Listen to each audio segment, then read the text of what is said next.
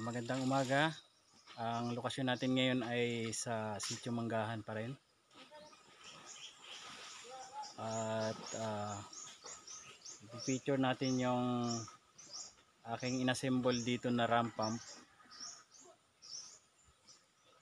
Masasabi ko na 70% success at 30% failure kasi hindi siya umabot doon sa target location na gusto kong papuntahan. So meron akong dalawang factor na nakita na posibleng naging dahilan kung bakit halos kalahati lang yung naakyat niyang tubig.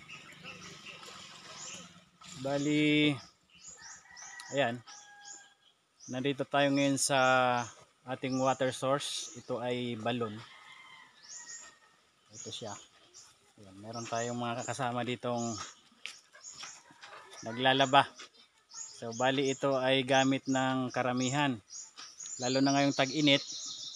Marami po ang dumadayo dito sa balon na to na may bukal. So dito natin tinap yung ating hose, yung ang ating delivery hose. So ayun, samahan nyo ako sa